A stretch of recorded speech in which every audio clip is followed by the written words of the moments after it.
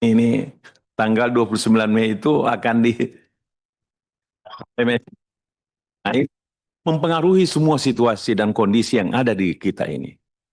Kira-kira apa resep atau apa dari di Indonesia?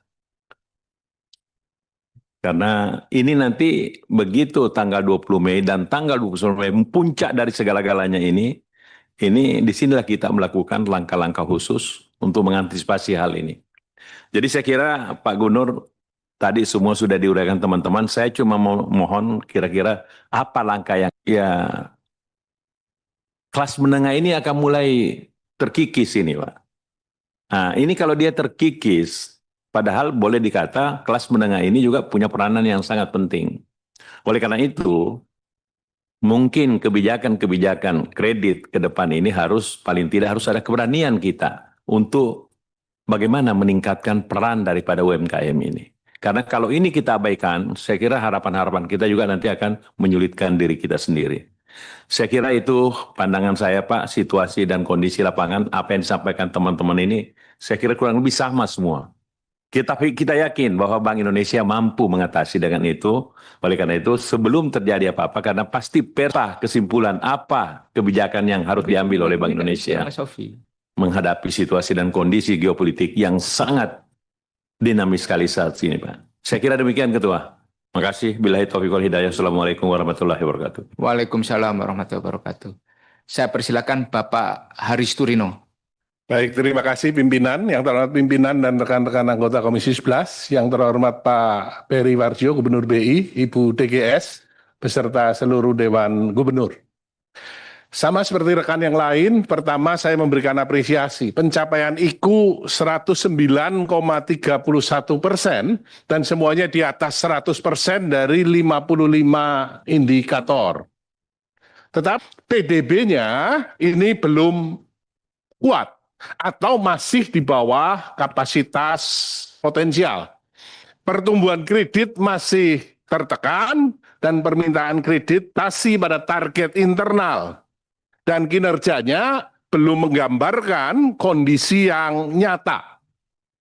Kemungkinan targetnya terlalu rendah, indikatornya terlalu administratif, dan indikatornya tidak menghitung dampaknya yang ada di masyarakat. Maka ke depan mengusulkan bahwa harus ada KPI tentang pertumbuhan kredit sektor UKM, kredit produktif, penciptaan lapangan kerja, dan inklusi keuangan antar wilayah. Nah, dikatakan 2025 dan posisi sekarang 427,9 triliun. Apakah KLM ini efektif? Atau hanya muter di perbankan? Apakah kredit yang lahir di bawah benar-benar karena fasilitas KLM dari BI? Yang kedua yang saya soroti mengenai IKU adalah sampai saat ini belum ada IKU untuk masing-masing Dewan Gubernur. Jadi ini menjadi catatan untuk Pak Gubernur.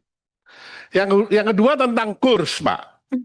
Kita tahu bahwa tadi teman-teman mengatakan kursnya sudah 17.600. Bahkan muncul ejekan kalau 17.845 maka Indonesia merdeka katanya. 17.845. Nah, tetapi di presentasi Bapak mengatakan bahwa rupiah stabil, relatif stabil kalau dibandingkan dengan negara yang lain. Nah, persoalannya yang dirasakan oleh masyarakat adalah harus juga meningkat dan persepsi ekonomi ini melemah. Padahal BI sudah banyak sekali melakukan langkah. Salah satunya adalah intervensi besar-besaran sehingga menurunkan cadangan devisa dari 156 menjadi 146 billion dollars. SRBI sudah dikerek menjadi 6,41%. SBN, BI juga membeli SBN 332 triliun di tahun 2025 dan sekarang tambah 133 triliun lagi. BI juga melakukan pengetatan pembelian dolar dari 50.000 ke 25.000. Maka pertanyaan kritisnya adalah semua instrumen yang dimiliki BI sudah dilakukan.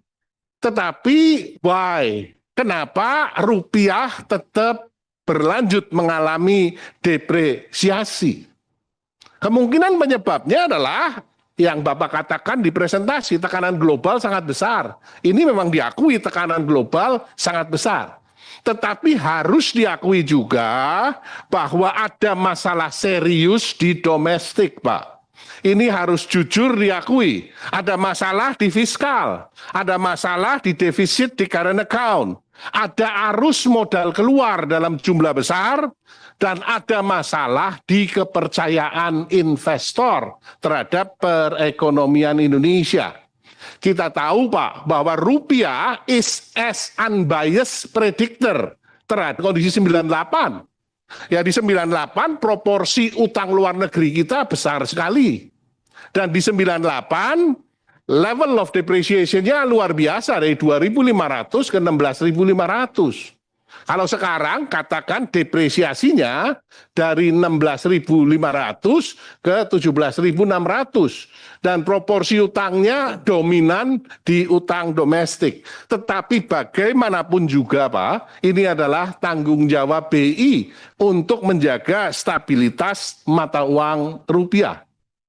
Memang disadari BI tidak menganut yang namanya exchange rate targeting. Beda dengan Singapura. BI menganut inflation targeting. Dan sebenarnya, Pak, di dalam kondisi normal, sebenarnya kan sudah tersedia natural hedging. Para hedge fund yang masuk ke Indonesia, ketika mengalami tekanan di katakan MSCI, sehingga keluar dari pasar modal, kemudian yield surat utang negaranya naik, mereka seharusnya adalah masuknya ke surat utang negara. Tetapi data menunjukkan bahwa tidak masuk ke surat utang negara. Maka ada isu kepercayaan di sini yang cukup besar. Karena seharusnya mereka kan hanya mengimbangi portofolio antar instrumen di dalam rupiah. Ini saat ini tidak terjadi. Sehingga seharusnya BI mampu memilah mana kebutuhan dolar yang dibutuhkan oleh para hedge fund yang dari sektor keuangan dan mana kebutuhan dolar dari sektor real. Dan kalau punya data yang benar, berapa sih kebutuhan dolar dari hedge fund, dari pasar keuangan, maka kita bisa tahu kalau kebutuhannya tinggal sedikit, artinya tekanan capital outflow sudah mulai mereda. Karena kebutuhan dolar ini tidak bisa diintervensi, baik itu di pasar spot, pasar NDF, maupun pasar di NDF. Sementara untuk kebutuhan real, genuine untuk ekspor dan impor, ini harus dipenuhi, Pak. Misalkan BI membuka sehingga masa depan, ini kan tidak adanya kepercayaan di masa depan, segera memburu dolar sahwa, rupiah undervalued. Unfortunately, pasar belum percaya bahwa rupiah undervalued, maka bank, Pak. Ini harus yang dilakukan oleh BI. Bisa nanti membeli dolarnya pada kurs yang sudah disepakati. Ya, ini satu langkah strategi saat ini dipertahankan. Ya, ini kan BI rate, sehingga akan ada masalah di transmission di sini. Kelebihan di pasar. Sehingga orang yang memang long dolar, dia memilih tetap memegangi dolarnya. Ini sebenarnya memberikan persepsi yang positif kepada BI. Bahwa BI independen. Bahwa BI mampu menjaga kredibilitas rupiah. Ini sesuai dengan teori signaling. Maka dari itu, sebagai penutup Pak Peri, saya sekali lagi mengapresiasi Pak. Bapak mampu menjaga stabilitas moneter, paling tidak saat ini masih di 17.600. Jangan sampai lebih turun lagi. Tetapi stabilitas ini jangan berhenti Pak di indikator-indikator internal. Tetapi stabilitas ini adalah stabilitas yang dirasakan juga oleh masyarakat. Dan BI dengan segala macam kewenangan dan independensinya masih punya banyak instrumen untuk mempertahankan rupiah. Tetapi tentu saja harus kerjasama dengan KSSK yang lain. Terima kasih. Assalamualaikum warahmatullahi wabarakatuh. Waalaikumsalam warahmatullahi wabarakatuh. Pak Amin, saya persilakan. Terima kasih Pak Ketua. Assalamualaikum warahmatullahi wabarakatuh. Pak Ketua, pimpinan, para anggota yang saya hormati, Pak Gubernur, para deputi yang kami hormati, dan seluruh hadirin sekalian yang saya hormati. Saya mulai sebagaimana beberapa kawan tadi menyampaikan, Pak, mengapresiasi capaian kinerja BI tahun 2025 sebesar 109,31%, dan ini yang terbesar ya selama 5 tahun terakhir atau sejak tahun 2020, dan itu dikategorikan sebagai high, tinggi, karena seluruh 55 indikator mencapai target di atas 100%. Akan tetapi dalam laporan yang sama, Pak, ini BI menetapkan konteks lingkungan strategis ini dalam kategori berat yang mencakup fragmentasi global dan kebijakan tarif Amerika Serikat itu. Nah, dengan kedua kondisi tersebut, ini mengulang mungkin menekankan pertanyaan teman-teman tadi, apakah target-target itu yang ditetapkan selama ini istilahnya kurang cukup menantang, stretching, atau cenderung konservatif sehingga selalu melampaui 100% di tengah kondisi yang berat itu tadi. Nah, selain itu pertanyaan kami, Pak, bagaimana strategi BI dalam memitigasi tantangan suksesi kepemimpinan dan regenerasi SDM agar tidak mengganggu tren pencapaian kinerja tinggi ini di masa digital ke depan? Itu pertama. Kemudian yang kedua, Bank Indonesia melaporkan bahwa bauran kebijakan tetap diarahkan untuk mendukung pertumbuhan, growth, dan realisasi insentif likuiditas makroprudensial sebagaimana yang Bapak sampaikan di bahan ini mencapai 25. Namun laporan juga mencatat bahwa siklus ekonomi dan keuangan di Indonesia masih berada di bawah kapasitas potensial. Dan pertumbuhan kredit di sektor industri manufaktur masih rendah. Nah, ini bagaimana, Pak, pertanyaan kami, BI mengevaluasi efektivitas transmisi kebijakan ALM ini ke sektor real, dan sejauh mana BI menjamin bahwa likuiditas yang besar ini benar-benar terdistribusi ke sektor produktif dan bukan sekedar mengendap di instrumen likuid perbankan, ya, mengingat adanya risiko perlambatan digital central banking dan pemanfaatan AI dalam pengambilan kebijakan. Namun hal ini dibarengi dengan peringatan mengenai peningkatan risiko siber. Nah, berdasarkan assessment cyber security maturity yang dilakukan, sejauh mana BI mampu menjamin keamanan sistem pembayaran kritikal sama seperti BI Fast, Pak, secara full time, ya, dari ancaman pembobolan data atau fraud yang semakin canggih, ya, semakin ke sini semakin canggih. Dan tentu kita bertanya berapa porsi anggaran yang dialokasikan khusus untuk memperkuat benteng siber ini dibanding dengan biaya pengembangan aplikasinya. Kemudian yang terakhir, Pak, kami tentu sangat mengapresiasi langkah-langkah BI, yaitu 7 langkah strategis BI, ya, untuk menormalisasi atau ya meredam ya pelemahan nilai tukar, yang mana aja yang sudah maksimal dilakukan dan yang mana dalam proses berapa persen kira-kira begitu, karena hari-hari ini memang ya kita tentu menyaksikan bersama kurs rupiah masih belum istilah Bapak masih cadangan devisa telah menyusut cukup signifikan dari 156,5 miliar dolar per Desember 2025 menjadi 146,2 miliar dolar per April 2026 untuk langkah stabilisasi ini. Nah, sejauh mana sebetulnya batas toleransi penurunan, Pak, cadangan devisa sebelum Bank Indonesia terpaksa misalnya merubah strategi dari intervensi pasar tunai ke langkah moneter yang lebih drastis. Nah, kemudian kita perhatikan kalau saya baca-baca ini US Treasury yield itu kan US Treasury itu kan sekarang mencapai 4,78 kalau salah. Dan ini naik 2,38% secara bulanan. Ya, walaupun SBN ini sudah berapa 6,74 Pak ya. Ya kan mereka dolar kita rupiah dan jelas capital outflow-nya kan ya besar Pak. Nah kira-kira ini kaitan dengan pertanyaan saya ini sejauh mana Pak? Masalah terkait dengan cadangan devisa untuk tingkat keamanannya ini.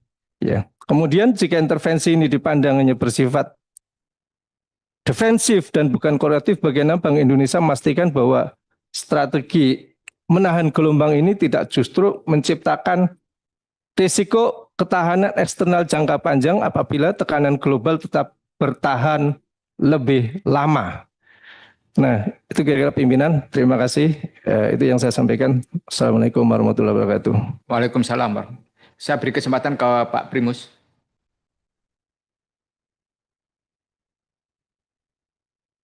Bismillahirrahmanirrahim. Assalamualaikum warahmatullahi wabarakatuh. Bapak Ibu yang saya hormati, saya skip saja Pak Ferry beserta jajaran terkait kinerja, karena tadi kawan-kawan sudah berbicara terkait kinerja Bank Indonesia dan memberikan apresiasi. Saya pribadi skip juga apresiasinya, saya tunda dulu. Karena kalau kita melihat apa yang terjadi sekarang, yang berhubungan dengan tugas dan fungsi Bank Indonesia, itu anomali. Pertumbuhan ekonomi kita 5,61%. Tetapi nilai tukar rupiah kita jeblok. Bahkan sekarang ada di level rekor terendahnya terhadap dolar. Indeks kita juga habis, Pak. Merosot turun. Di mana indeks seluruh dunia sejak perang tembak rudal itu tanggal 28 Februari, apa yang terjadi terhadap indeks dunia itu terjadi pada seluruhnya. Dan mereka sudah rebound, bahkan sudah plus. Dan Indonesia saat ini masih minus lebih dari 20%. Ini kan bagaimana global mempertanyakan, salah satu ada banyak faktor, tetapi mempertanyakan kualitas Bank Indonesia, bank sentral kita ini. Nah ini yang menurut saya harus secara tajam pertanyakan. Terakhir kita ketemu juga di Bank Indonesia, itu saya juga mempertanyakan hal yang sama. Waktu itu di 16.800. Kenapa rupiah kita ini lemah? Kalau dibandingkan dengan dolar, sekarang selalu perbandingannya dengan dolar. Tapi faktanya dan ironisnya Pak, ini terhadap semua mata uang. Kita melemah terhadap Singapura, terhadap Australia, terhadap ringgit, terhadap rial, apalagi Hong Kong, dolar, euro. Saya masih ingat Pak, euro waktu awal-awal tahun 2006 itu 7.000 per euro. Sekarang hampir 19.000, hampir 20.000. Nah ini kan harus kita lihat dengan realita Pak. Kita tidak bisa berdiam diri. Apa yang terjadi saat ini, menurut saya pribadi, Bank Indonesia saat ini sudah menghilangkan trust. Bank Indonesia sudah menyampingkan kredibilitasnya. Dan Anda sebagai pimpinan Bank Indonesia, sebagai tokoh utamanya, harus gentleman Pak. Harus berani melawan. Ada apa ini? Kenapa ini? Pak Ferry yang saya hormati, kadang Pak, kalau kita mengambil tindakan gentleman itu bukan penghinaan, Pak. Saya berikan contoh, mungkin saatnya sekarang Bapak mengundurkan diri. Tidak ada salah. Kalau selanjutnya terserah Bapak tentu saja. Tapi itu bukan sikap penghinaan, Pak. Anda akan lebih dihormati seperti di Korea ataupun di Jepang. Kalau Anda tidak bisa melakukan tugas Anda dengan baik seperti itu. Tidak ada salahnya. Terakhir, saya ingin mengutip hadis, Pak. Dan karena Anda ini adalah, saya melihat orang yang soleh, hadis ini sangat familiar, yang artinya dalam Indonesia, apabila suatu urusan diserahkan kepada yang bukan ahlinya, tunggulah kehancurannya. Mohon maaf, wabillahi taufiq wal hidayah. Assalamualaikum warahmatullahi wabarakatuh. Waalaikumsalam warahmatullahi wabarakatuh. Pak Fatih, saya persilakan. Terima kasih Pak Ketua, pimpinan, beserta seluruh anggota Komisi 11 yang saya hormati. Bapak Gubernur Bank Indonesia, Ibu Deputi beserta seluruh Deputi Gubernur Bank Indonesia dan jajaran. Kami apresiasi Pak, dan semoga Bapak senantiasa diberikan kesehatan bersama-sama dengan tim. Kita percaya, amin. Kita percaya turbulensi ini bisa kita lalui. Memang trigger-triggernya banyak ya Pak. Ini bisa dikatakan perfect storm lah. Tapi saya pikir insya Allah ini bisa kita lalui dengan baik. Kembali kepada hot issue kita ini kan terkait nilai tukar Pak. Kami melihat juga, saya melihat bahwa langkah-langkah yang diambil oleh Bank Indonesia ini sudah cukup baik. Dan secara fundamental saya pikir nampaknya kan sebetulnya kita punya fundamental ini bisa kita bilang nggak jelek-jelek amat lah gitu Pak. Tapi mungkin ini masalah daripada confidence, market confidence ya Pak ya. Nah, ini tugas kita bersama. Dan beberapa hal yang sudah dilakukan ini saya pikir ya mudah-mudahan bisa membuat para pihak mitra kita juga melihat bahwasanya kita serius. Ada satu hal Bapak Gubernur, pada penguatan kebijakan moneter ini yang terkait dengan LCT Pak. Khususnya dengan mitra-mitra dagang utama kita. Nah di halaman 13 ini kan ada naik ya Pak ya, sampai dengan Maret ini sudah ada peningkatan yang sangat signifikan berbanding dengan bulan Juli tahun lalu 2025. Ini hampir berapa kali lipat ini. Nah, ini kalau kita perluas Pak, kita intensifkan lagi, khususnya terkait dengan energi misalnya. Karena kita punya impor migas ini Pak yang puluhan miliar US dollar ini nampaknya terkait neraca ini yang paling banyak nyumbang mungkin Pak.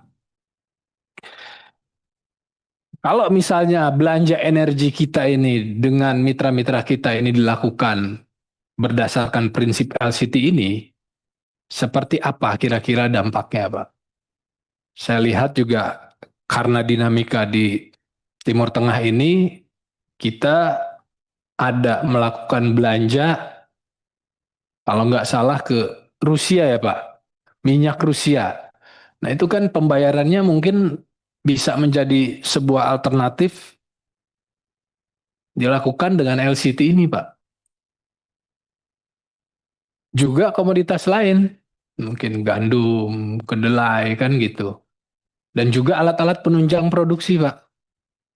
Eksponensial Pak pertumbuhannya, tetapi kalau ini kita lebih, artinya segala macam komoditas ya kita pakai LCT ini, apakah memungkinkan gitu Pak? Itu yang pertama. Yang kedua, terkait dengan BRICS Pak, aliansi ekonomi ini, nah ini sejauh mana Pak Gub dilakukan komunikasi ataupun pembahasan terkait dengan kerjasama yang bisa saling menguntungkan, mengingat Indonesia ini kan sudah menjadi anggota. Nah komunikasi dengan negara-negara itu bagaimana? Karena di dalam BRICS ini kan ada negara penghasil minyak, juga penghasil gandum dan segala macam. Nah, ini kurang apa, mungkin Bapak bisa elaborasi lebih lanjut.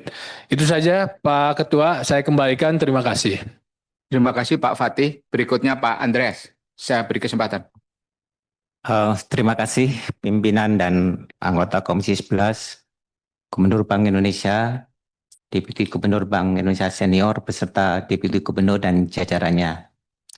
Jadi memang rapat pagi ini kita melanjutkan rapat kerja tanggal 8 April 2026 tentang penilaian kinerja 2025. Ya, 2025. Nah, tapi kita tahu sekarang konteksnya di hari ini sudah banyak perubahan, perkembangan, dinamika yang terjadi. Karena itu menurut saya lebih baik kita melihat dari posisi kondisi sekarang, Perawi, ke depannya bagaimana dan apa sebetulnya langkah-langkah yang dilakukan, termasuk dalam hal ini sumbang saran yang bisa dilakukan. Itu menurut pandangan kami. Jadi kalau kita melihat bahwa nanti kita juga akan merelasikan dengan format daripada laporan Bank Indonesia serta Dewan Gubernurnya. Kalau kita lihat, itu saya sampai merenung nih Pak Gub. Pak Gub berkali-kali mengatakan bahwa rupiah kita ini undervalue. Dan itu telah disampaikan berkali-kali. Bahkan terakhir juga disampaikan mengenai 7 kebijakan yang telah dilakukan dan akan dilakukan untuk bisa katakanlah menahan laju penurunan US dollar terhadap rupiah ini. Ya. Sehingga itu semua dilakukan, termasuk juga dari pemangku fiskal. Saya akhirnya teringat kepada pemenang hadiah Nobel, Profesor Shillers, ya, dari Yale University, yang memperkenalkan waktu itu mengenai ekonomi behavior. Ini saya kira untuk konteks saat ini mungkin perlu betul-betul didalamin. Profesor Shiller mengatakan bahwa pasar keuangan tidak selalu rasional dan sangat dipengaruhi oleh psikologi manusia. Ya, ini dia membentang mengenai efisiensi market hypothesis. Dan memang terbukti salah satunya dia peramal kejatuhan pasar. Dan yang menarik adalah mengenai ekonomi narasi atau yang disebut dengan narrative economics. Disebutkan di sini bahwa bagaimana, dan ini penelitian dia, cerita, narasi, dan persepsi publik menyebar seperti virus dan membentuk perilaku ekonomi masyarakat.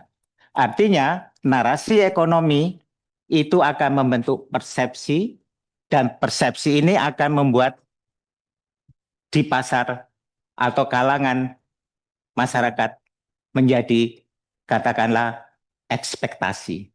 Nah, disinilah sebetulnya Pak Gubernur mungkin perlu dilihat untuk seluruh pemangku kebijakan, ya, melihat faktor ini. Karena kalau saya lihat, ya, ini kelihatan betul, ya, saya ngikutin dari konversi US dollar ke rupiah yang dilakukan oleh sektor rumah tangga. Makanya kemudian BI kan menurunkan menjadi dari 100.000 menjadi 50.000 menjadi 25.000. Itu kalau kita lihat sangat masif. Ini salah satu menurut saya sih indikator masalah psikologis ini.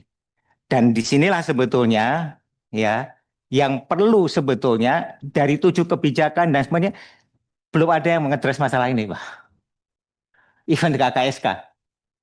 Ini saya kira perlu sekali gitu ya, karena ya tentu mesti dikatakanlah bagaimana sebetulnya yang dikatakan tadi masalah narasi ini betul-betul katakanlah bisa ya menjadi faktor yang sangat penting. Saya melihatnya di situ karena semua sekarang pendekatannya hanya berdasarkan angka-angka, pendekatan fundamental. Ya itu memang di awal seperti demikian.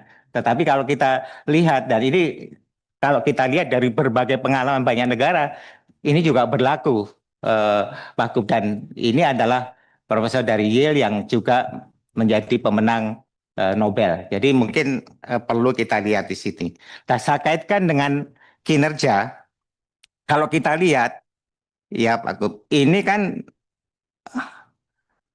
cara menilainya itu menyangkut riset, proses, konteks, dan persepsi mitra kerja.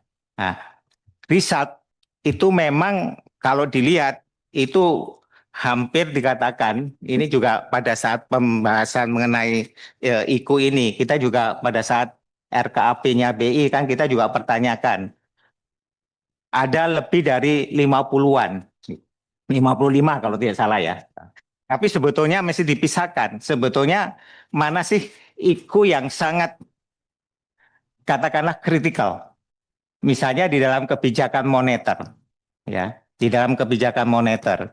Itu selama ini kan penilaiannya terhadap angka inflasi, ya kan? Tapi inflasi ini kan ada yang di dalam controllable-nya BI, ada yang di luar. Nah, ini juga bagaimana waktu itu kita kaitkan deviasi terhadap mana yang controllable, mana yang uncontrollable tersebut. Kemudian juga dalam hal ini suku bunga. Jadi penajaman ya. Karena kalau saya membaca ini yang disampaikan, saya masih agak kesulitan ya merelasikan antara yang tadi riset, proses, konteks dan seterusnya dengan pencapaian IKU. Kalau IKU-nya kan luar biasa gitu ya. Tetapi dalam istilahnya kalau kita berbicara dengan saya sendiri mengatakan bagaimana menghubungkan IKU ini dengan tugas utama Bank Indonesia. Tugas Bank Indonesia kan menjaga nilai tukar. Jadi kalau deviasinya sebesar ini bagaimana menghubungkan mengkontekskan ini? Memang dilihat di situ konteksnya berat. Iya, kita paham konteks lingkungannya berat. Tetapi untuk yang berat ini bagaimana melakukan mitigasinya? Itu yang saya bolak-balik, saya berusaha untuk memahaminya itu agak kesulitan. Jadi mungkin yang perlu kita pikirkan, saya juga nanti menyarankan di dalam RKP berikutnya, kita bikin yang lebih sederhana aja, bagaimana menghubungkan antara parameter-parameter tadi, misalkan kebijakan moneter variabelnya ini, sistem pembayaran ini, makroprudensial, misalkan kita ambil aja tiga-tiga yang utama, tapi kemudian kita bisa kemudian merelasikan. Dan ini bisa menjadi pertanggungjawaban publik. Karena bagaimanapun laporan disampaikan kepada Presiden dan kami di DPR, itu yang pertama. Terus yang kedua, di sini juga menarik Pak Gub, kalau kita lihat di halaman 23 itu ada juga salah satu yang penting yang BI akui masalah komunikasi Pak Gub. Ya, di sini kan komunikasi efektif di halaman 23 ini mengenai persepsi. Nah, saya menghubungkan yang tadi itu Pak Gub. Komunikasi ini tentu ini bukan hanya yang perlu dilakukan oleh BI, tetapi di sini disebutkan terhadap mitra kerja. Dan dalam hal ini semua pemangku kepentingan. Jadi bagaimana pemahaman bahwa sebetulnya ya nilai tukar itu memang menjadi tanggung jawab sesuai dengan mana Bank Indonesia, tetapi dipengaruhi oleh banyak faktor tadi. Bukan hanya masalah faktor angka-angka fundamental ekonomi saja. Ini juga di satu itu memang ada masalah, tetapi bagaimana dampak psikologis dan ini sebenarnya nggak bisa di apa istilahnya itu di underestimate. Ini yang justru akan membuat spiralnya ini semakin semakin cepat gitu ya. Kalau tidak ada secara tajam mengadres masalah ini. Itu terus yang ke depan yang nanti sebetulnya di dalam hal yang ini berpengaruh untuk pertama untuk sistem pembayaran ini hasil dari oleh-oleh waktu IMF World Bank Spring Meeting itu betapa pentingnya industri keuangan mengarah kepada agentic payment. Dan ini menjadi satu bahasan sendiri. Dan agentic payment ini akan sangat membutuhkan cyber security dan juga akan merubah pola payment system yang ada sekarang ini berdasarkan AI ke depannya. Dan ini merubah secara struktural terutama kepada sistem pembayaran yang masih mendasarkan ya arsitekturnya kepada arsitektur yang human intervention. Jadi ini sebetulnya hal yang sangat kritikal ke depannya. Saya kira ini yang ingin saya sampaikan. Dengan demikian mudah-mudahan ya kita semua bisa bisa katakanlah melewati masa-masa yang sulit ini, terutama memang tidak mudah karena 29 Mei itu adalah banyak saham-saham yang akan keluar dari Indonesia dan itu proyeksi capital outflow-nya very significant. Jadi ini yang mungkin perlu diantisipasi dengan baik. Terima kasih. Pimpinan daftar pimpinan. Pak Ketua. Daftar. Ya, sebentar. Pak Kardai sama. Silakan Bu Putri. Setelah itu Pak Khalid.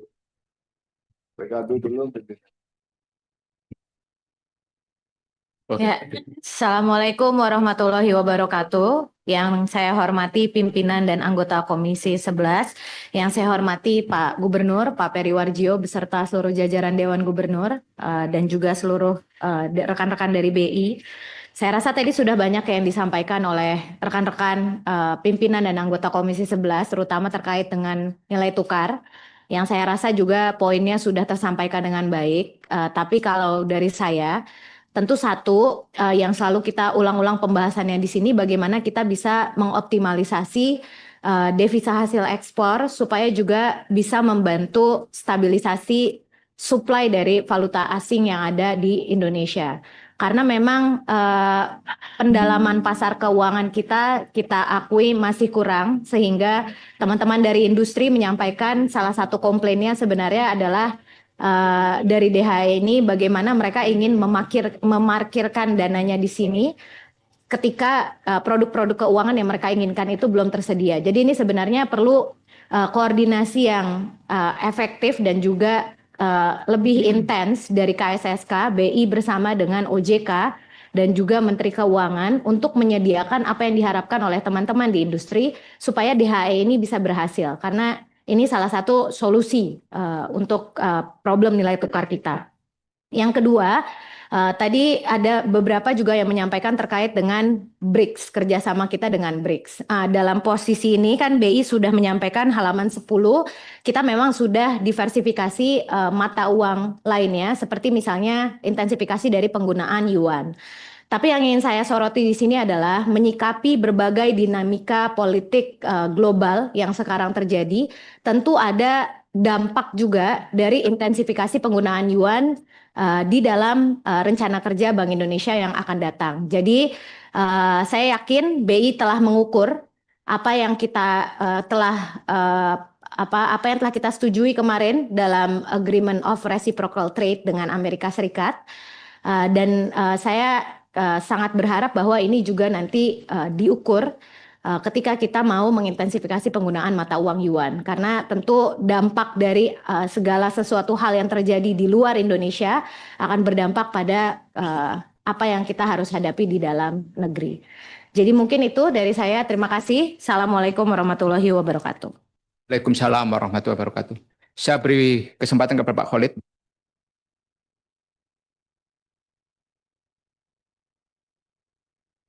Terima kasih pimpinan. Assalamualaikum warahmatullahi wabarakatuh. Yang saya hormati Gubernur Bank Indonesia Pak Periwarjio dan seluruh jajaran Dewan Gubernur. Semoga Pak Gubernur diberikan kesehatan selalu, kekuatan dan keberhasilan dalam memimpin Bank Indonesia. Bapak Ibu semua yang saya hormati, khususnya Pak Gubernur, Saya kira dalam situasi saat ini perlu ada, terutama dalam konteks nilai tukar rupiah, perlu ada strategic manajemen ya, ekspektasi. Jadi bagaimana mengelola ekspektasi itu strategik. Jadi bukan hanya kebijakan teknis moneter, tapi manajemen ekspektasinya harus diperkuat. Ya. Kalau tadi ada pre-Nobel Prof. Cyril ya.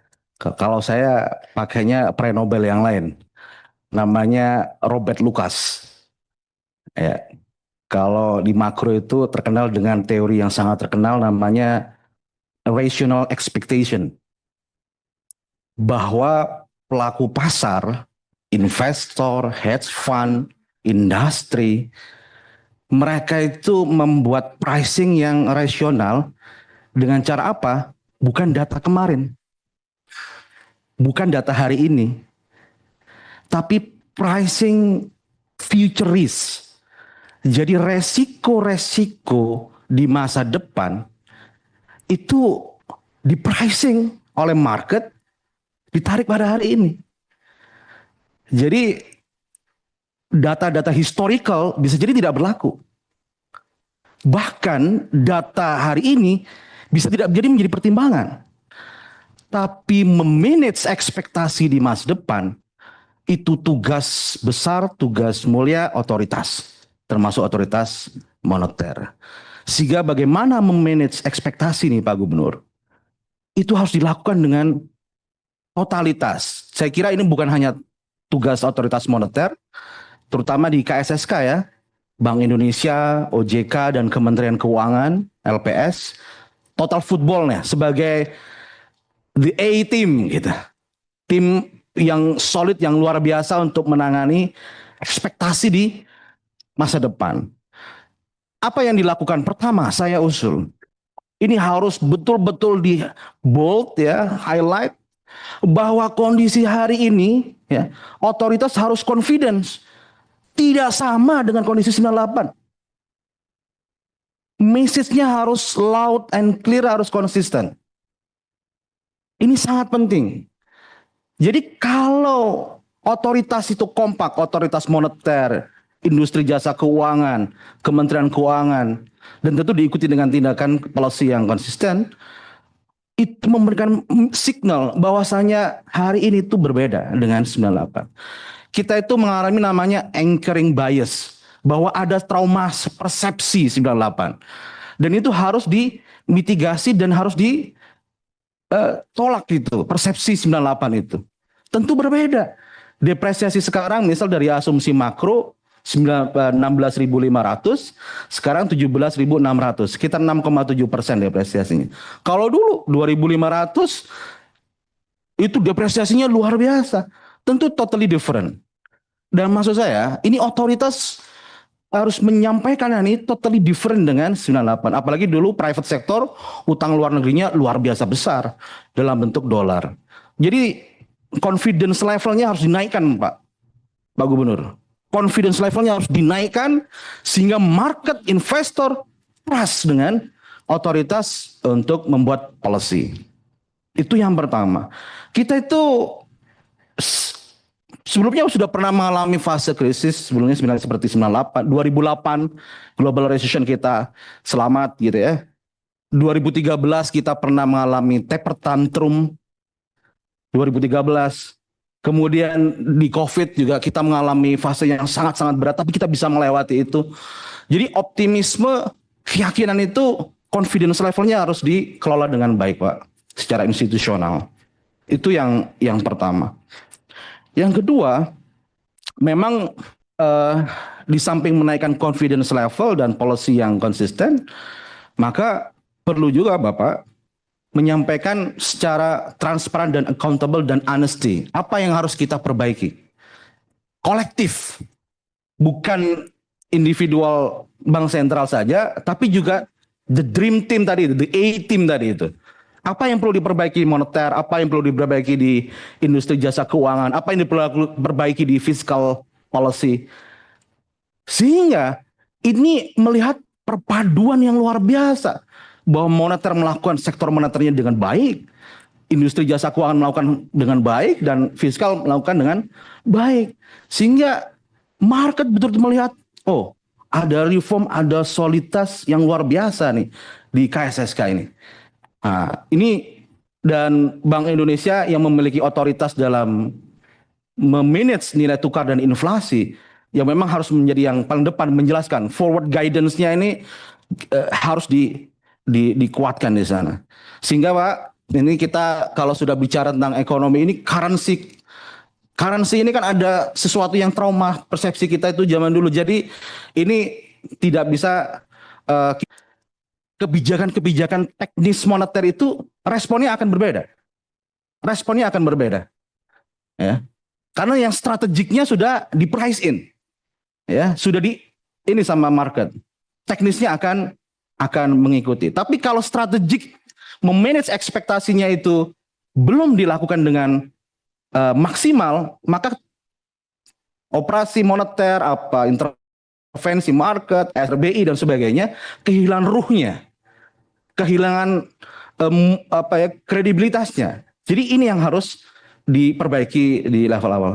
Dan insya Allah demi Merah Putih, semoga kita melewati, ini nanti lagi mau bulan haji, kita sama-sama berdoa, semoga ekonomi kita kuat dan melewati masa-masa yang turbulensi ini. Terima kasih. Assalamualaikum warahmatullahi wabarakatuh. Salam. Berikutnya Pak Erik. Pak Erik ini pakai kacamata hitam bukan untuk gaya Pak, sedang sakit mata katanya. Benar Pak Ketua, saya sakit mata Pak Ketua. Makanya beliau sempatkan juga. Gitu. Bismillahirrahmanirrahim. Assalamualaikum warahmatullahi wabarakatuh. Terima kasih Ketua Komisi 11, pimpinan Komisi 11, yang saya hormati kawan-kawan Komisi 11, yang saya hormati dan saya banggakan Pak Gubernur Bank Indonesia, Bapak Ibu Deputi Gubernur, kawan-kawan semuanya. Pertama-tama saya mengapresiasi Bank Indonesia sudah bekerja keras untuk membenahi kurs Indonesia. Pada kesempatan ini saya hanya memberikan beberapa masukan saja, karena kawan-kawan sudah banyak memberikan pertanyaan. Saya memberi. Yang pertama, masukan saya ada 3. Masukan pertama adalah Bank Indonesia menurut saya sudah waktunya untuk menaikkan kurs suku bunga. Ya, menurut saya di antara 5-5,5%. Hal ini kan juga tidak jauh dengan spreadsheet. Ini usulannya siapa ini? Usulan Bapak pribadi ya? Iya, saya pribadi. Ya. Saya pribadi ini, Pak. Bapak ini fraksi Golkar. Saya pribadi. Ya. Sebagai anggota DPR, mewakili Madura. Ya.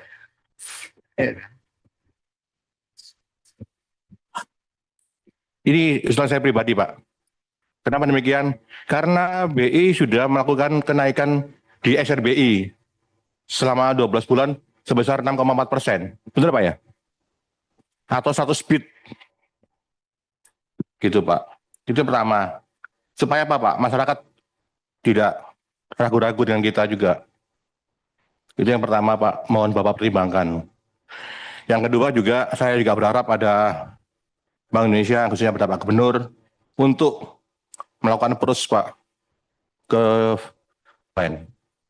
Nggak usah yang permanen Pak, yang temporary juga boleh, kayak Singapura gitu. Insya Allah ini akan jadi bagus di Indonesia, karena Bapak nggak perlu lagi bakar duit dolar, nggak perlu dibakar. Bapak langsung punya swap permanen aja, swap yang temporary dengan Amerika, saya pikir ini menarik. Bapak masih perjuangkan, karena gimana pun juga bahwa dolar ini sangat berpengaruh di Indonesia Pak. Perdagangan, ekspor impor dan sebagainya. Dan ini juga harus diimbangi dengan langkah-langkah lobby yang sangat serius. Karena ini sudah bertahun-tahun kita berhubungan dengan The Fed, tapi nggak pernah memikirkan gimana kita dapatkan swap line. Jangan yang permanen Pak, temporary aja udah, Bapak akan jadi legend di Indonesia. Kemudian yang ketiga, saran saya ke Bank Indonesia melalui KSSK, itu juga memikirkan gimana supaya perusahaan yang ekspor dan impor melebihi 500 miliar atau berapa itu, Bapak kaji lah. supaya go public, Pak. Listed. Agar uang itu kembali ke Indonesia. Selama ini uang nggak kembali ke Indonesia.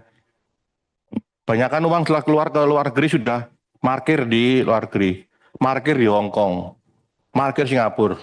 Bapak boleh cross check itu. Saya pun juga demikian. Kalau sudah ada uang sana nggak saya balikin ke Indonesia, saya taruh di luar negeri. Saya kalau ekspor sesuatu pasti saya dimin di Hong Kong.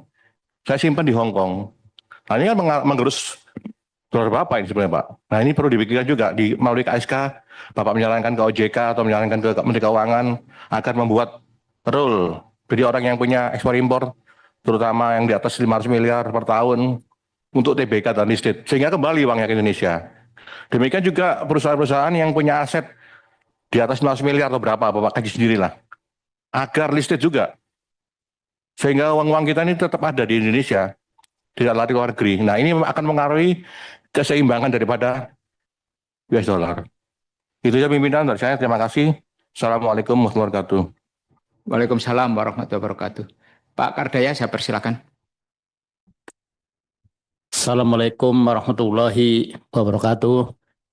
Pimpinan dan anggota Komisi 11 yang hadir pada raker hari ini, Gubernur BI beserta jajarannya yang saya hormati. Pertama-tama tentunya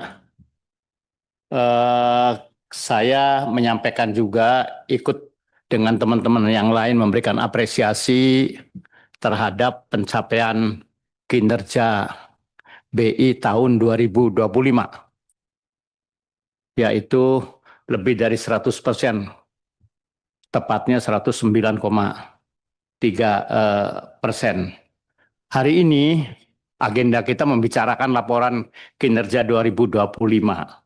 Tetapi Pak Gubernur dan jajarannya mohon dimaklumi, kita ini lebih banyak membicarakannya yang di luar itu, 2026. Karena apa?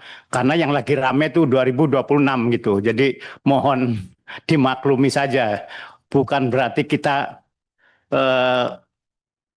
keluar dari konteks, tetapi hanya supaya pembicaraan kita lebih aktual gitu. Nah, mengenai tadi pencapaian itu yang kinerja itu, publik mungkin membaca kinerjanya bagus, tetapi kok sekarang ini nilai tukar tidak bagus gitu. Nah ini pasti akan bertanya-tanya publik itu. Mungkin akan pertanyaannya, siapa yang membuat patokannya itu sehingga gampang dicapai gitu.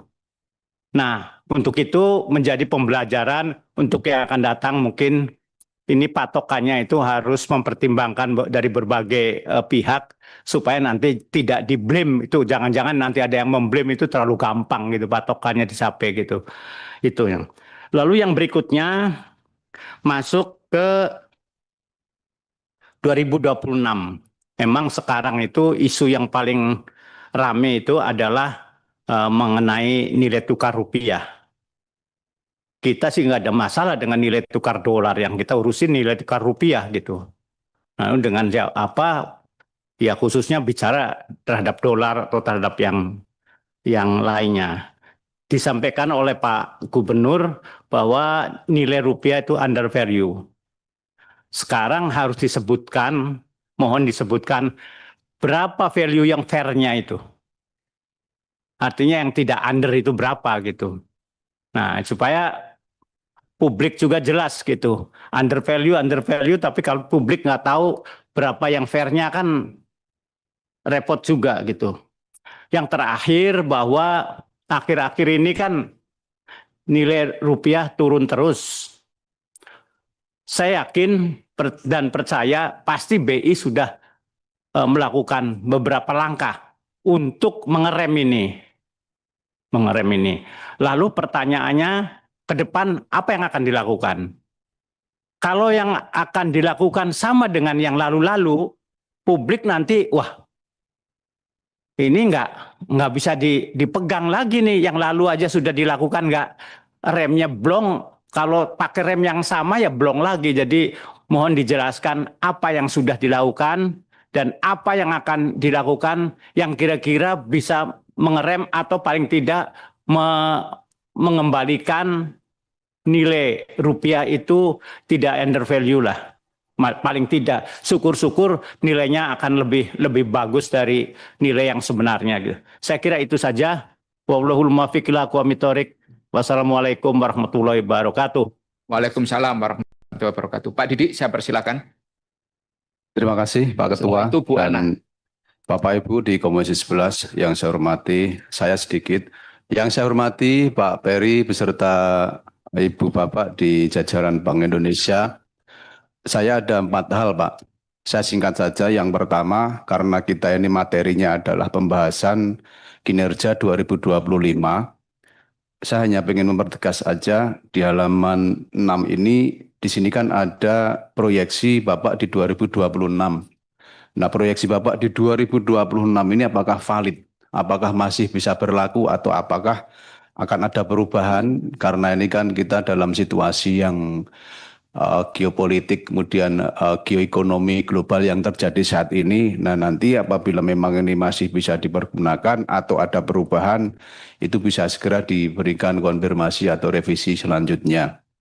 Terus yang kedua, saya juga sepakat sama teman-teman tadi bahwasannya situasi global yang berkembang saat ini, kalau rasanya kalau kita ini hanya memberikan atensi kepada Bank Indonesia saja, saya pikir ini juga tidak fair.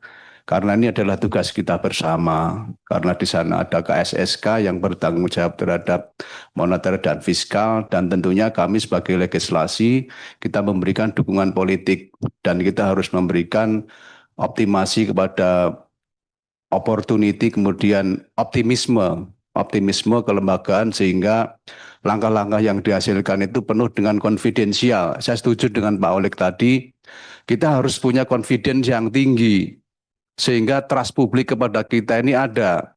Terus kita juga harus ada menjaga stabilitas politik yang baik. Karena kalau tidak bisa jaga di internal kita tidak bisa mengintervensi kondisi luar.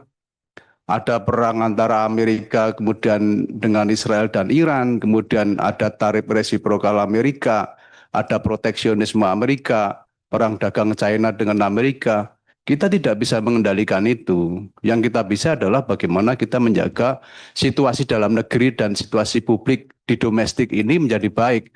Nah, ini adalah tugas kita bersama. Yang kedua itu.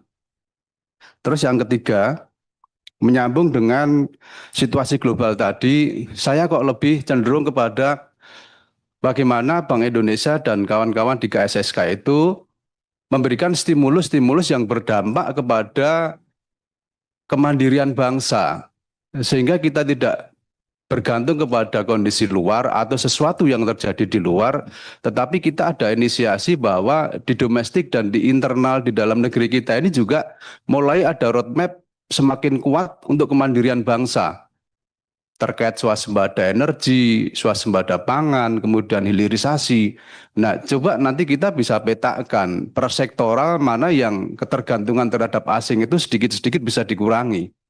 Nah, ini kan bukan tugas yang sebentar, tetapi butuh perencanaan yang matang, bukan hanya satu lembaga, tetapi butuh komitmen kita bersama tentang perencanaan itu.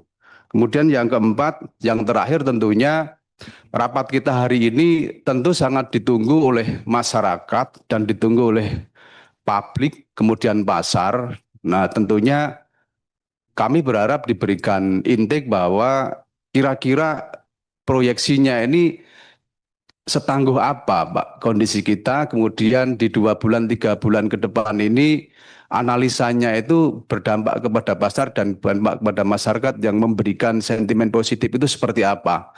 Nah, ini jauh lebih penting karena memang pasar dan masyarakat sedang menunggu hasil rapat dan proyeksi akan disampaikan kepada masyarakat ke depannya nanti. Terima kasih Pak Peri dan Bapak Ibu yang saya hormati, saya kembalikan kepada pimpinan. Assalamualaikum warahmatullahi wabarakatuh. Waalaikumsalam warahmatullahi wabarakatuh. Berikutnya Bu Ana. Maaf Bu Ana, waktunya sekarang. Saya menggilir kanan kiri aja Bu. Baik, makasih Pak Ketua, Wakil Ketua, Bapak Gubernur BI dan juga Dewan DGI dan seluruh sejarahnya. Bapak Ibu sekalian, tentunya setiap ada nilai tukar fluktuasi rupiah seperti ini, tidak semuanya juga dirugikan. Tentunya ada juga pihak-pihak lain yang diuntungkan. Misal misal kita tinggal menghitung aja berapa nilai ekspor yang diperoleh, dan pemerintah juga sudah membuat kebijakan yang bagus tentang PP yang baru terbit dan akan berlaku di bulan depan. Itu salah satu shock terapi yang setiap rapat hampir kita menyampaikan tentang hasil ekspor itu kemana, markirnya di mana dan seterusnya. Tapi pemerintah dengan sigap membuat kebijakan tersebut, dan kami menaruh harapan besar terhadap nilai tukar ini justru membuat inovasi cerdas di dalam bagaimana untuk itu nilai yang sudah makin baik dan ada pihak-pihak yang akan diuntungkan. Kami yakin juga bahwa BI sudah bekerja keras, pemerintah bekerja keras untuk menghadapi situasi global yang sedemikian rupa. Namun memang Indonesia sangat besar, berbagai faktor tentunya perlu kerjasama dan juga saling mendukung agar kita semua bisa melewati yang anggaplah yang kurang baik ini. Mudah-mudahan setelah awal Juni sudah makin baik. Yang ketiga juga apresiasi yang lain. Kami juga apresiasi terhadap IKU Bank Indonesia. Namun Pak Ferry mudah-mudahan tidak puas di dalam IKU 2025, justru membuat tanggung jawab makin besar terhadap IKU yang sudah diperoleh yang mencapai di atas 100%. Yang kedua Pak, kami menitip di beberapa materi dari Bank Indonesia sangat ingin mendorong terhadap sistem pembayaran dengan menggunakan digital, taruhlah QRIS gitu. Dalam kesempatan ini Pak, saya justru menitip ada ruang penggunaan uang kartal, bukan pindah-pindah semuanya di uang giral. Kalau uang kartalnya hilang Pak, berarti tidak ada anggaran BI untuk misal percetakan, pengadaan dan seterusnya. Dan lebih kedua adalah itu adalah mata uang kita. Beberapa tempat mereka sudah tidak menerima dengan uang kartal. Harapan kami di dalam selain uang giral, uang kartal tetap kita harus pertahankan. Bahkan tidak ada pelarangan di dalam menggunakan uang kartal. Itu uang kita. Kalau lama-lama uang kartal tidak diterima di market, maka kita kehilangan identitas sebagai uang rupiah. Uang rupiah yang nyata Pak, yang nyata. Saya itu memang sampai sekarang contohnya belum mandate banget Pak untuk menggunakan uang e-money ya. Harapan kami BI tidak menghilangkan terhadap penggunaan uang kartal. Justru harus diharuskan sehingga masyarakat punya pilihan menggunakan kartal atau menggunakan giral. Izin ya Pak ya, saya menitip ini karena itu identitas mata uang kita ya. Yang ketiga yaitu ini kita bicara laporan kinerja Bank Indonesia tahun 2025 yang kita tetapkan waktu bersama-sama di dalam kerangka ATBI 2025. Kami mencatat terhadap sektor real yang bisa mendorong terhadap UMKM. Misal waktu itu untuk UMKM kurang lebih nilainya 673 miliar dan kemudian yang kedua adalah untuk PSPM kurang lebih 741 miliar. Kami hanya ingin tahu ini outputnya sejauh mana dan kemudian realisasinya berapa dan seterusnya. Ini mungkin soal ATBI 2025 karena laporan kinerja Bank Indonesia 2025 tidak terlepas dari ATBI yang sama-sama kita duduk bersama dan mendukung program Bank Indonesia. Demikian Pak Ketua dari saya tiga pertanyaan mudah-mudahan bisa direspon. Berikutnya kepada Habib Idrus. Ini yang terakhir nih dari anggota. Ya, Assalamualaikum warahmatullahi wabarakatuh. Yang saya hormati pimpinan dan seluruh anggota Komisi 11. Yang saya hormati Gubernur Bank IKU Bapak. Ya. Bapak menyatakan seluruh IKU melampaui target. Saya apresiasi. Ya. Tapi apakah target IKU ini nggak terlalu rendah Pak? Sehingga mudah dicapai oleh Bapak. Ya. Di tengah lebih dari 100%, sebetulnya apa output yang harus dirasakan oleh masyarakat dengan IKU Bapak yang melebihi target tersebut? Itu yang pertama. Kemudian yang kedua, Pak, ini mungkin kaitan dengan apa yang terjadi saat ini. Jika tekanan eksternal berkepanjangan, harga energi semakin meningkat, suku bunga global juga bertahan tinggi, dan arus modal keluar berlanjut, itu apakah BI masih memiliki ruang kebijakan yang cukup, Pak? Lalu instrumen mana yang paling akan diandalkan oleh BI? Apakah suku bunga atau intervensi pasar atau mungkin kebijakan makroprudensial yang lainnya? Kemudian saya beranjak ke pertanyaan terakhir, Pak. Ini pertanyaan yang mungkin karena kami banyak bergerak atau banyak menginginkan UMKM semakin lebih maju di negeri kita. Saya berharap ya, jangan sampai likuiditas perbankan itu justru banyak berputar di instrumen keuangan dibandingkan ke sektor real.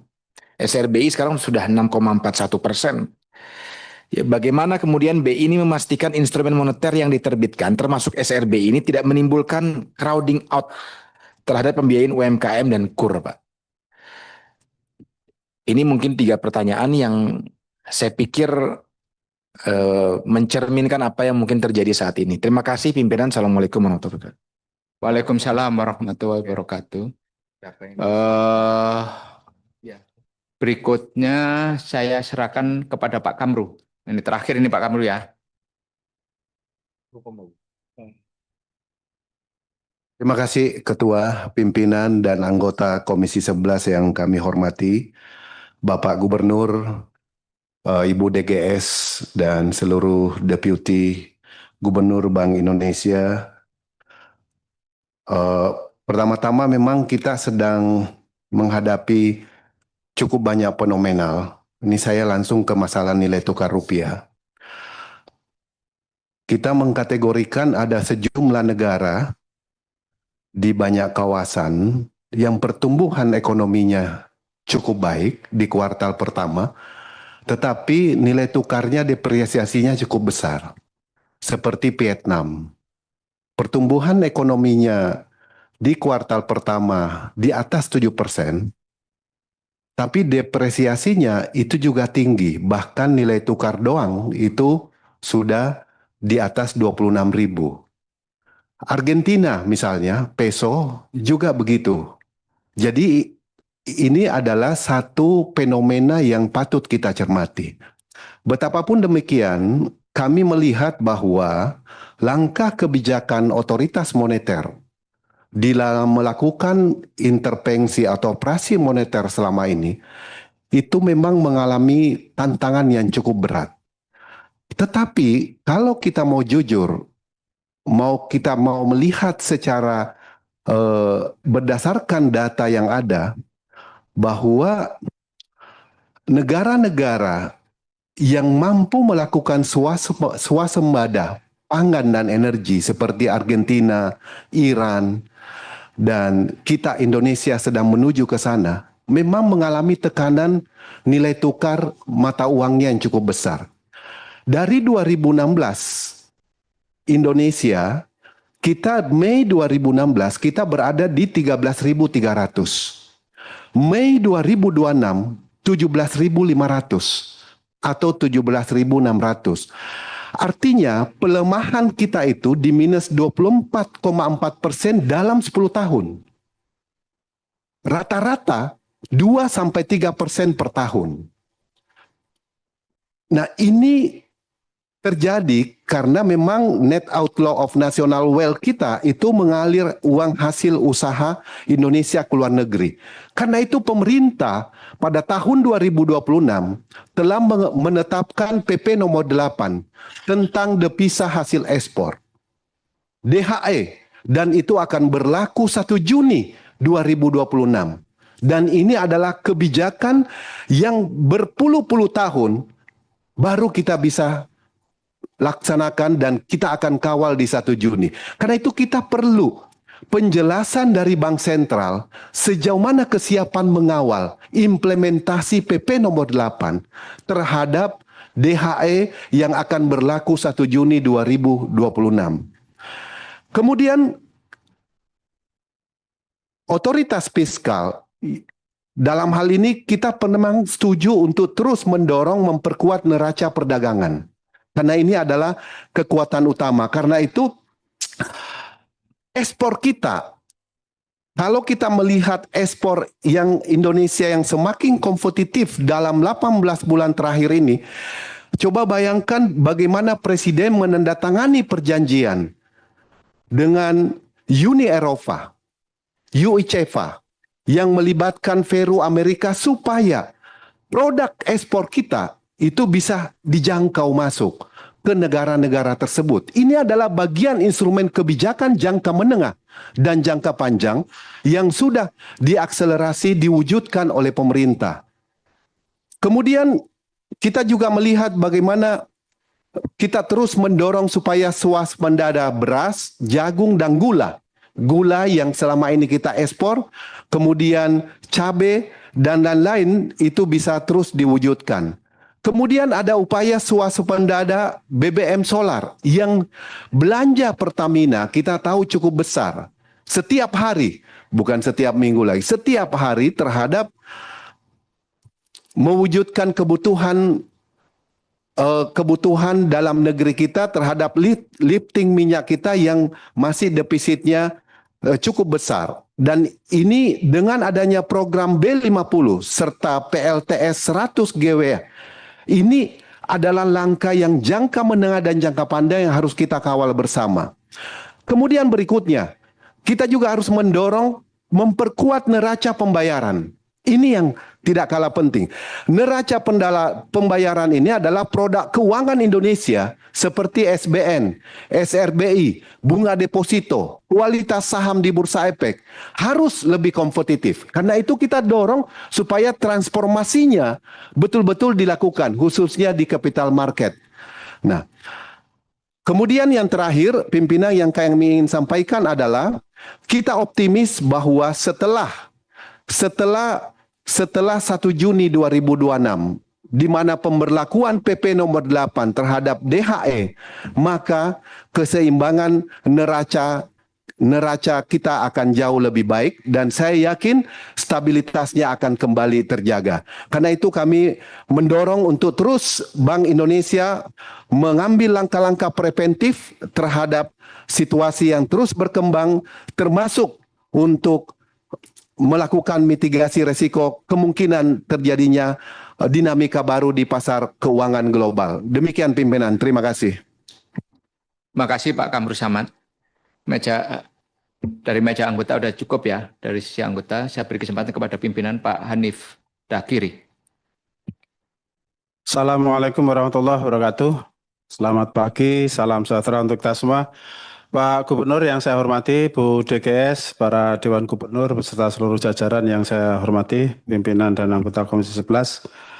Pertama, tentu saya ingin mengapresiasi dari seluruh kinerja BI, apalagi kalau dilihat dari laporan terkait dengan pencapaian KPI-nya, ini tinggi sekali Pak, di atas 100%, 109,31%. Nah, jadi kalau melihat di masyarakat kan sederhana Pak, bahwa ya masyarakat melihat rupiahnya tertekan, terus kemudian harga kebutuhan terasa mahal, kemudian ekonomi real juga jalannya agak tersendat, sentimen ekonominya juga agak melemah, kan yang dirasain di lapangan seperti itu. Nah, oleh karena itu yang begitu luar biasa, boleh dibilang sempurna Pak, dengan persepsi ekonomi real yang justru melemah untuk tidak mengatakan memburuk. Nah, jadi apakah ini indikator PI ini tidak terlalu administratif misalnya, ataukah tidak cukup menangkap tekanan nyata yang ada di masyarakat? Mungkin saya perlu penjelasan itu. Karena kalau semua indikatornya hijau kan berarti problemnya apakah itu ada pada indikatornya atau pada pembacaan BI terhadap realitas yang ada di masyarakat. Yang kedua, di dalam laporannya BI juga menyebut soal tersapainya stabilitas nilai tukar rupiah. Lagi-lagi seperti disampaikan juga oleh teman-teman bahwa publik melihat pelemahan yang cukup tajam rupiah terhadap dolar. Nah, kita ingin minta penjelasan Pak, sebenarnya definisi stabil menurut BI itu apa? Definisi stabil itu apa? Karena kalau di persepsi publik kan memang rupiahnya justru dianggap melemah secara signifikan. Nah, apakah BI itu menilai stabilnya itu lebih misalnya dari volatilitasnya, bukan pada level rupiahnya. Nah, kalau misalnya seperti itu, historical volatility-nya kayak apa sih kalau dibandingkan negara-negara peers-nya misalnya kayak apa? Lalu pada titik mana misalnya BI melakukan harus melakukan intervensi. Nah, saya kira ini perlu di-clearkan biar orang juga semakin yakin bahwa memang otoritas moneter kita itu bekerja dengan sebaik-baiknya sebagaimana Bapak dan Ibu sekalian sudah lakukan. Yang ketiga masih terkait dengan soal KPI, Pak. Kita melihat di KPI-nya BI ini banyak yang terkait dengan proses, Pak. Banyak terkait dengan proses, tapi terlalu sedikit KPI yang outcome. Yang outcome terkait dengan ekonomi rakyat. Kalau bahasa anak muda sekarang kan berdampak, kira-kira gitu. Karena apapun pokoknya Pak, kuncinya adalah soal berdampak atau tidak, sejauh mana berdampaknya atau tidak berdampaknya. Nah, kita lihat misalnya indikator yang di BI itu ada soal koordinasi, sinergi, komunikasi, forum internasional, persepsi, maturitas tata kelola. Nah, itu banyak sekali indikator-indikator semacam itu. Dari 55 indikator ini, kalau kita lihat kan banyak sekali yang bersifat proses, koordinasi, sinergi, komunikasi, governance itu. Nah, pertanyaan kami sederhana aja, Pak. Sesungguhnya berapa sih indikator yang benar-benar mengukur outcome ekonomi real yang ada di masyarakat dan betul-betul dirasakan oleh masyarakat, misalnya seperti daya beli, akses terhadap kredit yang terjangkau, stabilitas rupiah yang nyata, atau mungkin juga pencapaian di aktivitas ekonomi. Kita intinya jangan sampai institusi ini terlihat bagus di atas, sementara di publik terasa berat. Ini kan jadi agak-agak mirip ekonomi kita, Pak. Wajah makro dengan wajah mikronya beda. Makronya kayak Primus Justisio, mikronya kayak Hanif Dzakiri kan gitu. Jadi kan senjang nih, Pak. Ya kan, jangan sampai juga misalnya BI dalam merumuskan indikatornya ini juga sama, nanti indikatornya kayak Primus, ya realitas di masyarakatnya kayak Hanif Dzakiri kan jadi jomplang gitu, Pak. Nah, jadi kita apresiasi apa yang sudah dicapai BI, tapi menurut saya ini perlu di-clearkan biar kinerja dari otoritas moneter itu juga semakin diketahui dan sekaligus juga percaya oleh masyarakat. Nah, yang terakhir, Pak, mungkin masih terkait dengan soal rupiah yang tadi juga ditanyain oleh teman-teman. Ini pertanyaan orang awam aja. Saya baru cek itu kalau hari ini kan sudah 17.670 ya, Pak. Itu pertanyaan sederhananya sebenarnya apa sih yang gagal? Sebenarnya yang gagal di kita itu apa? Apakah ini hanya sekedar gejolak global ataukah pasar misalnya sedang mengirim sinyal bahwa fundamental ekonomi domestik kita ini dipertanyakan. Nah, ini kalau misalnya kita tindak lanjuti dengan pertanyaan lanjutannya kan nanti berapa banyak devisa yang sudah kita gunakan misalnya untuk intervensi, efektifkah misalnya untuk menahan atau ini sifatnya hanya sementara atau jangka panjang. Apakah indikator BI bahwa pasar ini masih percaya pada kemampuan otoritas moneter untuk menjaga stabilitas apa enggak? Nah, kan kita juga pengen tahu soal gitu kalau tapi intinya saya mau tanya ini sebenarnya lebih kemana sih Pak Gub gitu. Dan nanti terkait juga nanti dengan KSK-nya itu. Nah, kira-kira warningnya BI atau bukan warning lah, apa istilah tepatnya itu, saran ya atau apa? Ya kira-kira harapan lah. Nah, harapannya dari sisi fiskalnya itu kayak apa yang mungkin diharapkan oleh BI sehingga situasinya itu bisa lebih solid dan kuat. Itu Ketua, terima kasih. Assalamualaikum warahmatullahi wabarakatuh. Waalaikumsalam warahmatullahi wabarakatuh. Jadi indikatornya Primus, terus realisasinya Hanif gitu ya. Ampun ini. Vokalis loh ini. Silakan Pak Dolfi. Terima kasih Ketua. Yang terhormat Ketua Pimpinan Bapak Ibu anggota Komisi 11, yang terhormat Gubernur Bank Indonesia, Deputi Gubernur Bank Indonesia dan jajarannya. Tadi sudah disampaikan, bulan lalu sudah disampaikan laporan kinerja Bank Indonesia tahun 2025. Tadi disampaikan bahwa tahun 2025 capaiannya itu 109,31%. Jadi kalau kita cermati historisnya, kita bisa lihat datanya. Memang kinerja BI itu dari tahun ke tahun selalu di atas 100%. Kalau kita ambil dari 2020, mungkin kalau kita ambil ke belakang juga sama. Jadi ini bukan sesuatu hal yang baru, karena memang tradisinya begini. Mengapa tradisinya begini? Kita lihat data-datanya. Coba buka ATBI 2025. ATBI 2025. KPI yang digunakan oleh Bank Indonesia. Halaman 35. Halaman 16. Presentasi minggu lalu. Yang ini. Ah, ini. Nah ini, misalnya ini. Ini semua di atas 100% ini. Menurut BI, capaiannya. Coba kita lihat yang paling sederhana. Nomor 7. Sinergi kebijakan moneter fiskal, 4 rekomendasi. Berarti ini hasilnya ada 6 atau 7 atau 10. Jadi di atas 100%. Kita lihat lagi misalnya yang gampang-gampang dulu, yang modelnya rekomendasi, kesepakatan. Berarti jumlahnya lebih dari yang ditargetkan. Lebih angkanya, karena semua di atas 100%. Jadi lebih dari yang ditargetkan. Apakah itu berkualitas? Apakah itu berdampak? Nggak ada urusan. Yang penting jumlahnya di atas 100%. Banyak hal-hal yang seperti ini, Pak Gub. Sehingga kalau dibilang di atas 100% jadi nggak aneh. Nah, masuk ke hal-hal yang lebih substantif. Inflasi inti. Capaian 2025 2,92, betul, Pak Gub? Itu dianggap di atas 100% juga. Karena plus minus 1, mungkin basisnya 2,5, 3,5. Tetap dianggap 100% ke atas. Bagus. Kalau angkanya target 3,5, tercapai 2,92, itu 100% atau di atas 100%? Kok Bapak centangnya di atas 100%? Nah, makanya angka-angka ini, ya.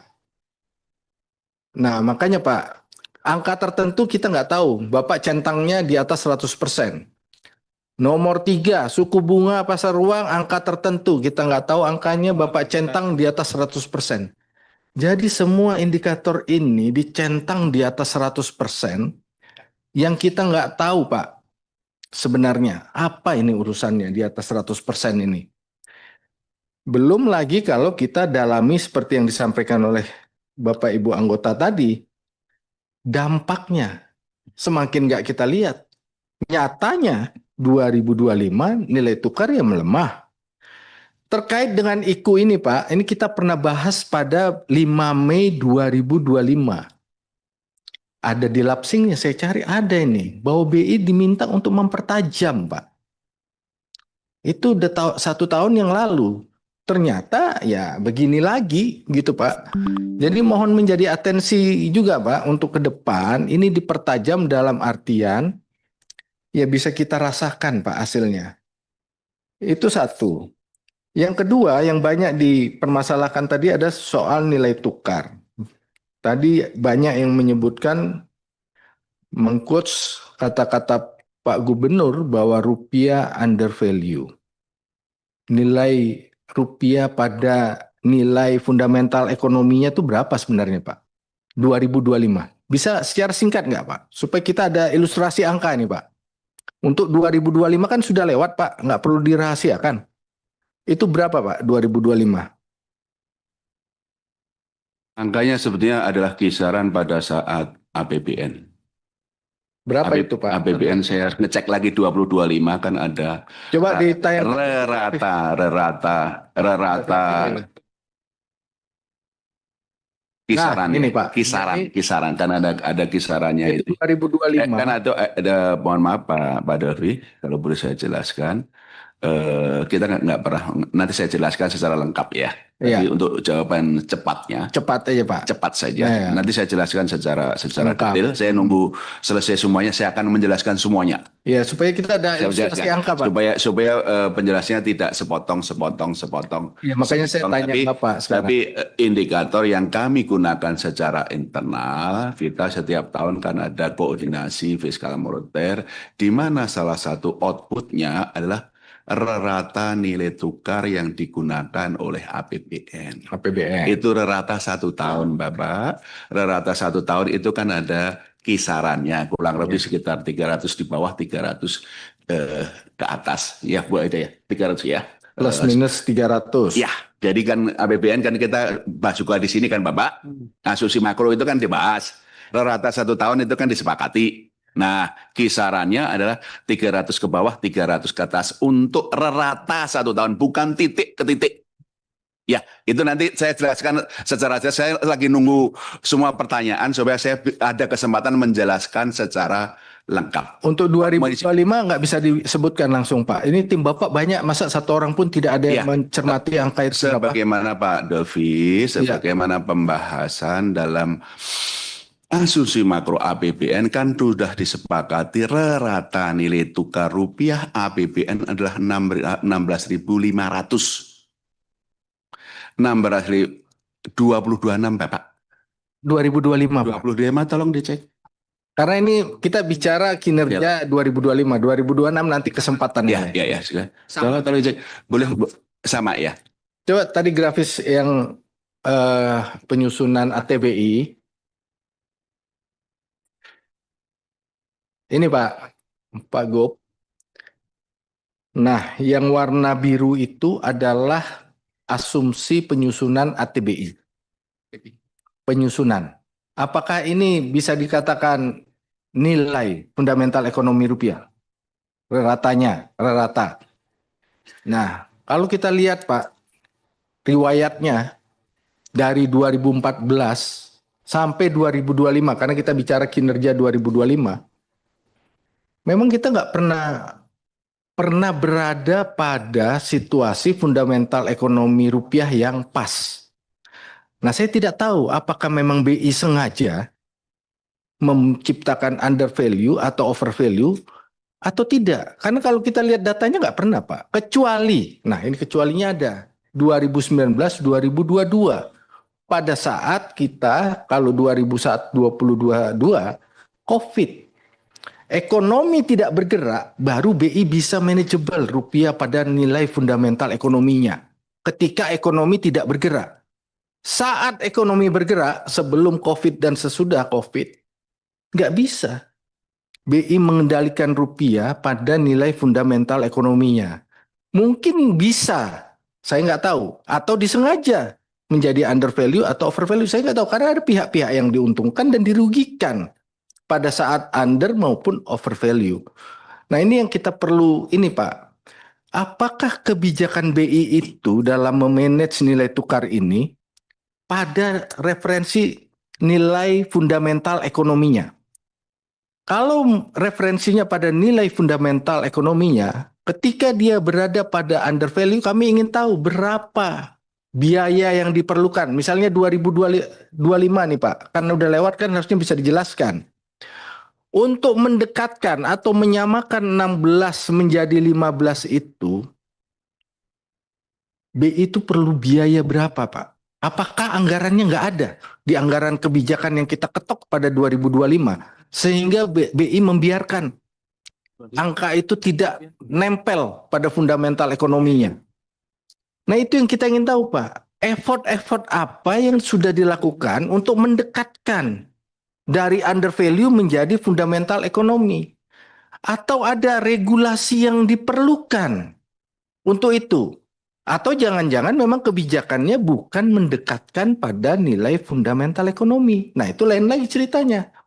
Karena nyatanya kalau kita bicara penerimaan BI naik terus Pak. Maupun berapa nilai rupiah terhadap fundamentalnya. Nah artinya kan ini tergantung sudut pandang. Tujuan dari Bank Indonesia dalam menjaga stabilitas nilai tukar. Nah, kalau kita lihat dari 2014 sampai 2026, stabilitas yang terjadi rupiah melemah. Bukan stabilitas rupiah menguat atau mendekat pada nilai fundamentalnya. Nah, ini satu Pak, nanti dijelaskan mengenai nilai tukar ini Pak. Kemudian yang berikutnya, di laporan 2026 ini Bapak menyampaikan setidaknya ada 6 kebijakan yang sudah dijalankan. Mulai dari penurunan suku bunga BI rate, stabilitas nilai tukar rupiah, ekspansi likuiditas moneter, pembelian SBN dari pasar sekunder, kebijakan likuiditas makroprudensial, dan akselerasi sistem pembayaran digital. Nah, saya ingin menyoroti soal KLM, Pak. 388 triliun. Bapak di sini mengklaim sudah memberikan pembiayaan ke sektor prioritas. Ini Bapak cermati nggak, Pak, aliran pembiayaan ini? Apakah menciptakan lapangan kerja? Atau jangan-jangan mentok di banknya aja? Atau bagaimana? Untuk mengukur kualitas dari kebijakan KLM yang Bapak buat ini. Karena nyatanya, Pak, kalau kita lihat datanya, tahun 2025, dari pemberitaan di media kalau kita identifikasi, 22.000 PHK. Kalau berdasar kajian perguruan tinggi, 88.000 PHK. Mungkin kalau tanpa KLM bisa lebih besar dari ini, mungkin. Nah, ini yang kami ingin tahu, apa dampak KLM yang 300 triliun? Jadi Bapak mendorong apa di sektor pembiayaan dan kemana ini Pak? Dan dampaknya apa? Itu nggak terlihat. Kalau kita lihat datanya malah PHK tahun 2025 sangat besar Pak. Range-nya dari 22.000 yang ada di berita-berita buat terhadap dampak. Tadi juga teman-teman banyak menanyakan hal ini mengenai dampak dari kebijakan Bank Indonesia ini apa sebenarnya. Nah, kemudian berikutnya yang penting juga Pak Gub adalah KPI Pak. KPI per Dewan Gubernur. Coba ditayangkan slide yang ini nih. Program. Ya, dibesarin yang bagian atas, yang bawah nggak perlu kita ini, yang atas saja ya. Ini Pak, saya ambil dari keputusan Gubernur Bank Indonesia. Program Strategi 101, Ketua Pengarah Ibu Aida, Wakil Ketua Pengarah Peri Warjio, Pak Gub. Kalau AO dan AK-nya ini saya ambil dari dokumen Pak, ini saya tempelkan. Pak Gub, anggaran segini, realisasinya berapa Pak anggaran itu? Sehingga KPI yang tadi Bapak bilang di atas 100% tercapai. Jangan-jangan anggarannya di atas ini. Kami nggak dapat laporan soalnya Pak. Per PS ini dengan masing-masing pengarah. Dan apakah, ini saya mengkonfirmasi aja, apakah ini dapat dianggap sebagai kinerja ADG? Anggota Dewan Gubernur. Karena kan di sini jelas nih, Ketua Pengarah. Anggaran operasional untuk PS01 itu 273 miliar. Anggaran kebijakannya 94 triliun. PS02, Ketua Pengarahnya Ibu Aida. Anggaran operasionalnya 414 miliar. Anggaran kebijakannya 54 triliun. Apakah dengan KPI yang dicapai dengan anggaran operasional dan kebijakan pada masing-masing PS yang sudah ada pengarah dan ininya dapat kita anggap ini adalah KPI dari ADG? Itu nanti saya ingin konfirmasi aja Pak. Karena ini ada di SK Bapak. Membagi tugas sedemikian rupa. Kemudian berikutnya adalah mengenai ini Pak, suku bunga BI rate. Ini kan selalu menjadi tantangan tersendiri. Karena apakah suku bunga BI rate diikuti dengan penurunan suku bunga kredit? Kan selalu itu Pak tantangannya. Yang selama ini sepertinya belum pernah terjadi itu. BI turunin, ya suku bunga kredit, tapi tidak diikuti juga oleh bunga kredit perbankan. Kendalanya di mana, Pak? Apakah ini di otoritas jasa keuangan, atau ini tetap ada di wilayah Bapak sebagai otoritas kebijakan makro prudensial? Makasih Pak Dolfi.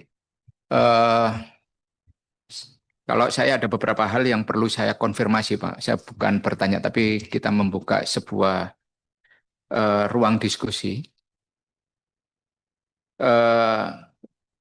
Salah satu yang komite ini di dalam struktur undang-undang kan tidak ada. Dan kemudian melalui diskresi Bapak, saya mengatakan diskresi, Pak. Diskresi Bapak kemudian membentuk struktur yang namanya komite. Dan kemudian komite itu masuk dalam sistem pengambilan keputusan di dalam Bank Indonesia. Komite ini, Pak. Nah, ini kan di dalam ruang Dewan Gubernur Bank Indonesia,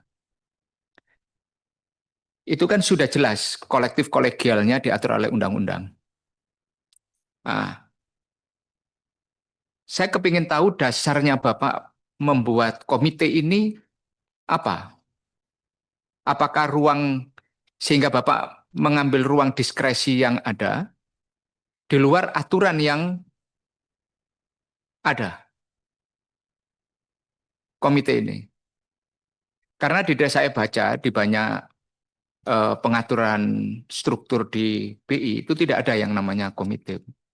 Dan kemudian komite itu dalam satu organisasi, Dewan Gubernur, komite, dan satuan kerja. Dan komite ini kemudian bisa saja gubernur menjadi anggota komite, dan bisa menjadi ketua komite, dan itu bisa bertujuan. Dan kemudian ini juga memberikan tahapan rekomendasi komite itu. Mulai dari organisasi, tahapan, sampai proses. Dan kemudian memberikan navigasi terhadap kebijakan, Pak. Itu. Saya pengen menguatkan aja, ingin menguatkan pertanyaannya. Apa dasar diskresi tersebut? Karena ini kan juga memberikan satu pertanyaan yang mendasar. Kalau komite ini distrukturalkan dan kemudian di SK-kan, ya kan? Distrukturalkan dan di SK-kan oleh Pak Dolfi tadi memberikan struktur komite dan macam-macam tadi kan. Lah, menurut saya tujuannya untuk apa? Gitu. Tujuannya untuk apa? Kemarin kita sempat membicarakan itu. Kemudian saya minta ditampilkan halaman 35 paparan Pak Gubernur. Tadi kawan-kawan saya membicarakan ATBI ini, Pak. ATBI. Bayangkan, Pak, di sini ini kalau kita lihat laporan pelaksanaan anggaran tahunan operasional, karena yang bisa kita sentuh di sini ini kan anggaran operasional, Pak. Hasil pengelolaan aset falas ini kan fluktuasi nilai tukar. Pengelolaan aset falas ini, Pak. IQ-nya pencapaiannya itu 212%. 212% dari target 31 triliun mencapai 66 triliun. Nah, ini kan menjadi pertanyaan kita, Pak. Kemudian, ini kan penerimaan administrasi. Dan artinya apa? Di saat rupiah mengalami tekanan, justru BI penerimaannya paling besar.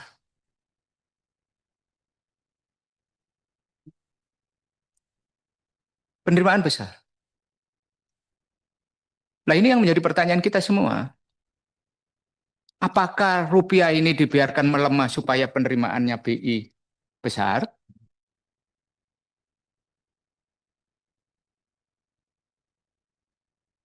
Ini. Nah, ini yang paling mendasar, Pak. Kalau kita melihat ini, apalagi tadi tidak pernah tercapai Bayangkan 212,25%. Targetnya 31 tercapai 66. Nah, artinya apa? Jadi pertanyaan semua orang, Pak. Ini kinerja 2025. Karena apa? Pendapatan aset falas ini kan berasal dari volatilitas tadi.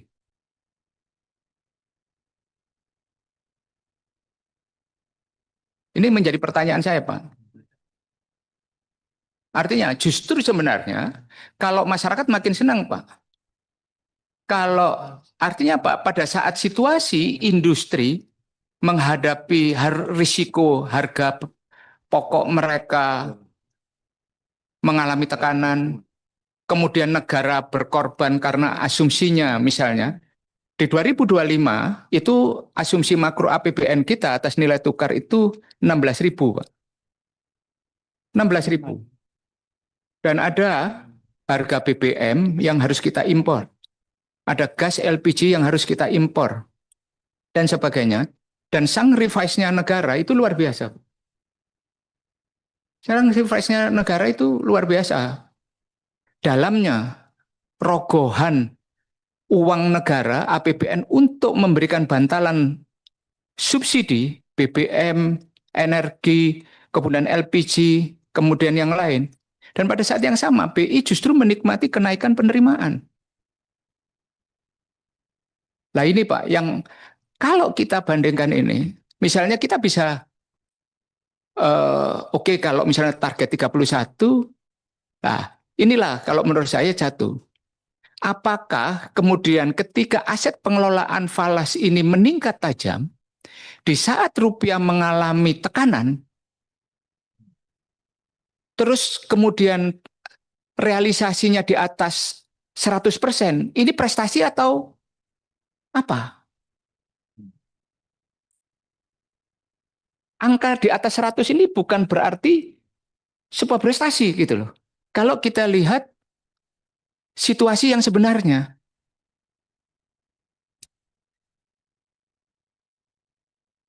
Ini angka yang berbicara, Pak. Dan saya sedang membicarakan IKU tahun 2000 mengenai kinerja 2025. Fantastis, Pak, 212%.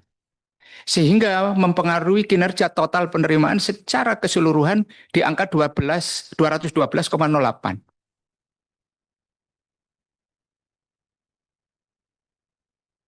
Nah, angka 212 ini prestasi atau apa? Nah ini Pak, yang kalau menurut saya, bagi saya ini harus dipertanyakan.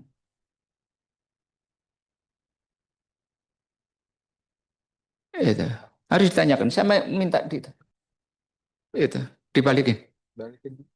Balikin dulu Mas ya.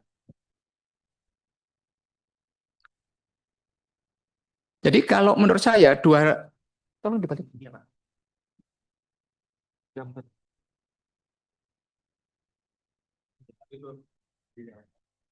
Sinyal. Oke. Nah, artinya apa? Tadi kita ngomong 100%, 100% di atas 100%. Tapi ini 212%. Kalau kita bicarakan substansinya, ini bukan prestasi, Pak. Bukan tolok ukur yang menjadikan indikator bahwa ini sebuah pencapaian yang luar biasa. Itu. Nah, kalau begitu kita harus menata kembali standar kita. Menata ulang IKU kita. Karena apa, Pak?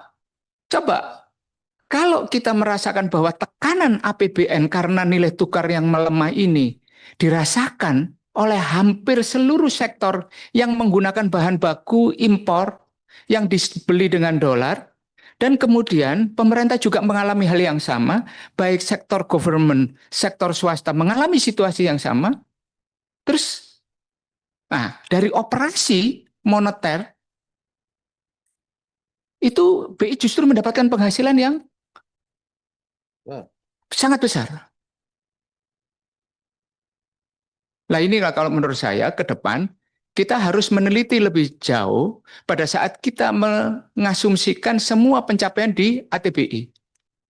Angka 100% itu jangan-jangan salah satunya sumbangsi dari menjaga stabilitas nilai tukar ini.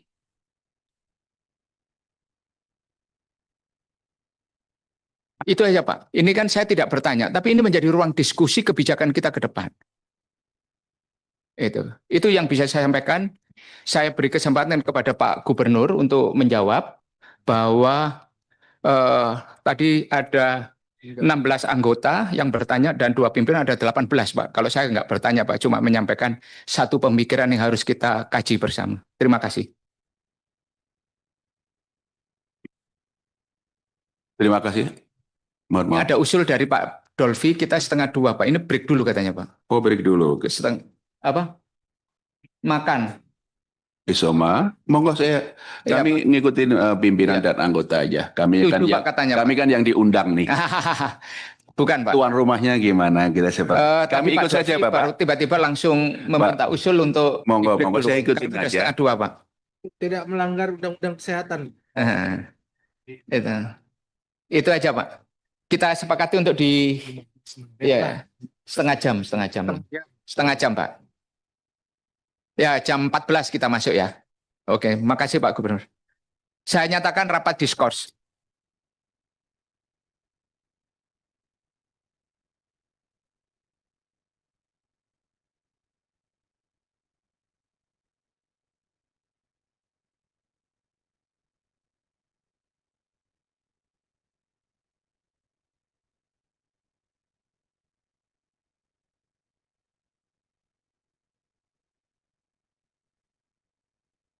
Recording stopped.